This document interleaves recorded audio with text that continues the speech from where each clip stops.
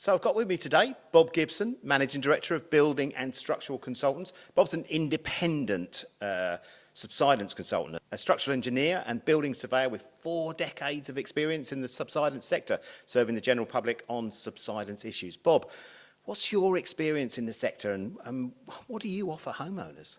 I come from an insurance background, having joined a firm of loss adjusters and being launched into subsidence claims back in the 1988 during the dry summer of that year, where there was a lot of clay shrinkage going on all over London and the southeast.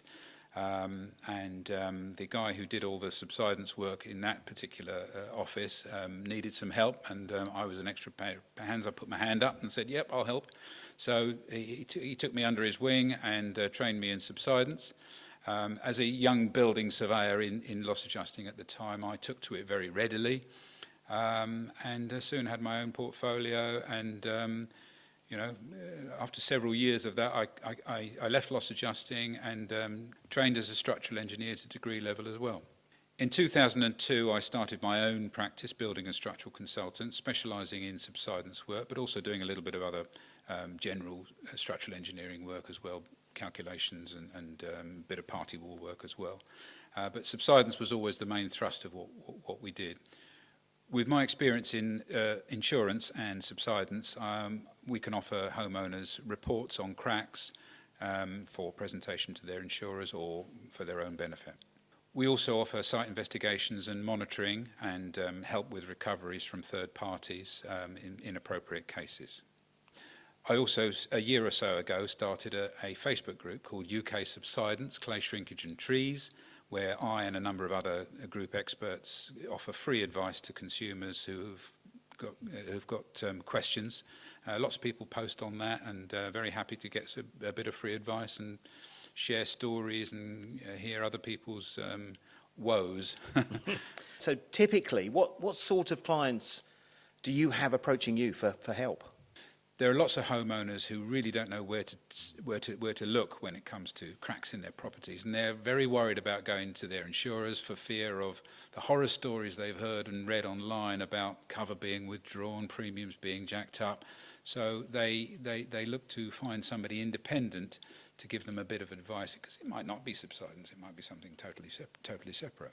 The problem is also that there's a loss in value in the house when you get subsidence, and that's compounded by if an insurer were to withdraw the cover or increase the premium.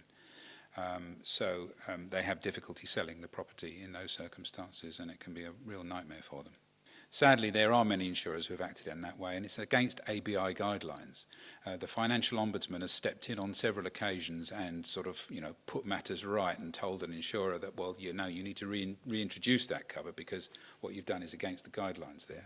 So we get clients who are reluctant to put their head above the parapet and draw their insurer's attention to the fact that they've got cracks. So they come to us in the first instance to see what it's all about and want some initial advice before deciding whether to approach their insurers or not. We also have a number of clients who have unfortunately had their subsidence cover withdrawn, so they can't go to their insurers, so they've had no choice but to go to an independent consultant instead.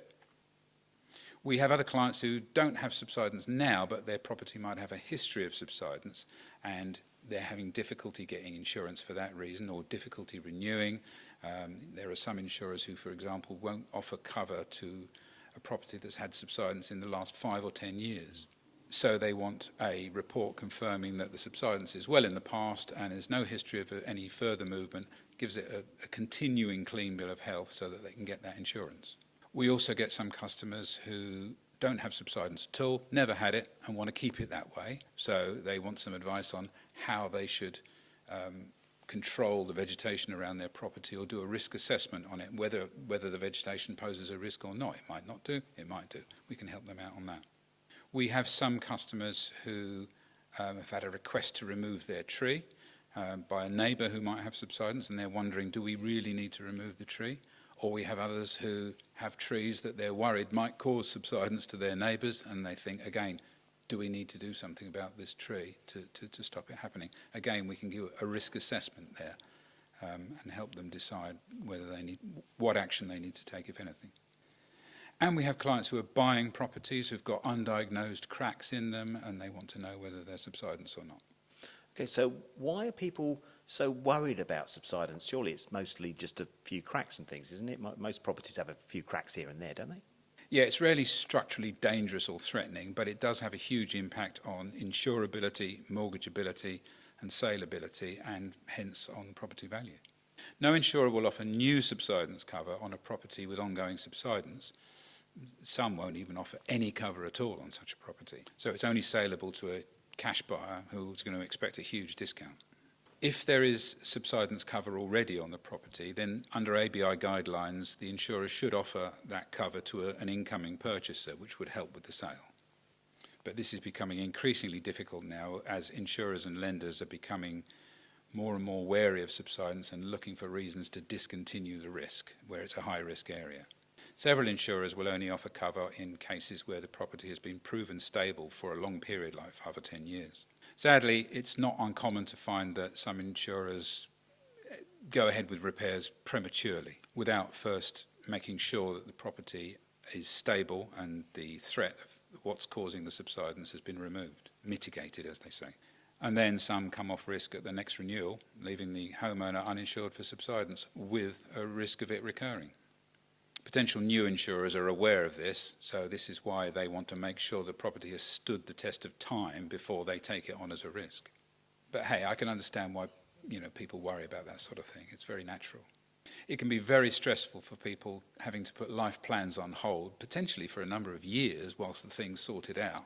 They need bigger homes, they need to move, and they can't do. They're stuck where they are until the subsidence is resolved. Subsidence is one of the most stressful insured losses that you can suffer. I mean, with a fire or a flood, it's extremely stressful, but only for a short period of time.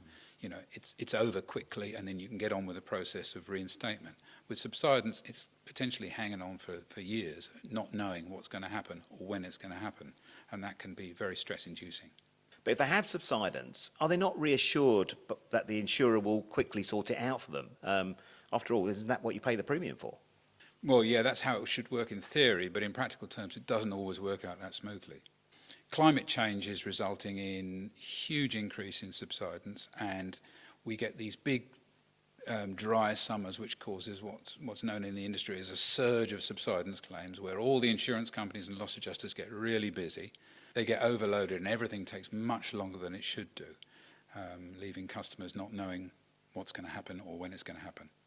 And when local authority trees are involved, the problem is compounded even more because they're also stretched, and understandably they want to keep street trees, so that there tends to be a bit of a battle between the insurer and the local authority over the fate of the tree. So even if everybody does everything that they should do as quickly as they can, it can still take years to resolve. Independent subsidence consultants can usually act much quicker because we don't have huge caseloads to work under, and we can give much closer attention to the client. And our fees are covered under the insurance anyway in most cases, so it makes good sense to involve an independent consultant when you've got such a problem and you want to get it resolved quickly. There's also the issue that unfortunately due to the climate change, the cost of subsidence claims is increasing largely, which is causing a lot of insurers to look to decline liability wherever they can, sometimes unfairly. Once again, the Financial Ombudsman has published quite a lot of decisions about complaints that they've received about insurers acting unfairly. In fact, the insurance regulator, the Financial Conduct Authority, announced only in December last year, following a super complaint by Which magazine, that they're going to be stepping up their investigation into home and travel insurance and unfairness in that industry. On the regulator's website, their director Graham Reynolds says, "We welcome Which shining a light on issues we identified in home and travel insurance, and we'll be monitoring consumer outcomes and will continue to hold firms and their senior leaders to account for making improvements to help build trust and make sure that people get fair value insurance." So that's rather worrying, but I suppose it's quite good to know that the regulator is actually looking out for the customer. Yes, and in 2023, a new consumer duty was introduced into the retail sector to try and improve the behaviour of banks and insurers. This aims to level the playing field somewhat by setting higher standards of consumer protection than have existed up to now. Firms need to now act to deliver a good outcome for consumers without causing foreseeable harm. Examples of that might be withdrawal of subsidence cover or offering inappropriate cash settlements in complex cases where the cost of repairs is not really certain. The regulator uses consumer feedback and other market intelligence to monitor the way that the insurers are complying with the new consumer duty and can take enforcement action against insurers if they need to. They don't act in the same way as the financial ombudsman does, though, by hearing evidence on specific cases and making a ruling. No, that's not what they do. They do sometimes get involved in specific cases, but normally their focus is on the more broader picture. Following the Which Super complaint, they're now looking more thoroughly into delegated authority, loss adjusters, and claims handling processes. We're aiming to assist them here by providing details of cases that we've come across which we feel breach the consumer duty. We hope that this will result in a general improvement in the standard of claims handling going forward. Okay, that's actually really helpful and good on you. So is there a takeaway message that you could give to homeowners faced with such a dilemma? Yes, it makes absolute sense to seek some independent advice before going to your insurers. Once you've reported cracking, it will probably be logged on the system as a potential subsidence claim, and it goes onto the Claims and Underwriting Exchange database for 6 years, even if it's subsequently rejected. However, if your independent consultant diagnoses it as something other than subsidence, then it's potentially the case that you don't have to report it to the insurer in the first place. Of course, you always have to answer questions on the proposal form and at renewal honestly, otherwise you run the risk of having your insurance voided. But under recent consumer legislation, you no longer have to volunteer additional information that you think the insurer might expect you to disclose. So if your insurer's question does not require you to disclose cracking which has been diagnosed as non-subsidence, then you don't have to. If it is diagnosed as subsidence, then you might well be able to reclaim the cost of the diagnosis anyway, though some policies only cover that if the insurer has given prior consent.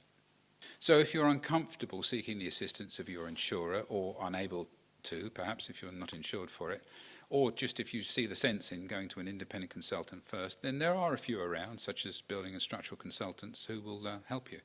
We're few and far between, but there are a few of us on the Subsidence Forum, or just do an internet search looking for subsidence expert or subsidence consultant, and you'll find a few. We're generally property professionals from a variety of different disciplines, surveyors, structural engineers, and other types of building consultant. But specifically, we have extensive experience in subsidence investigations and crack diagnosis. It's a niche skill which is not part of any profession's standard training. Or you can post a question on the UK Subsidence Facebook group and get a bit of free advice from a variety of different independent experts. Bob, it's been an absolute pleasure talking to you today. I've learned an awful lot. Thank you very much indeed.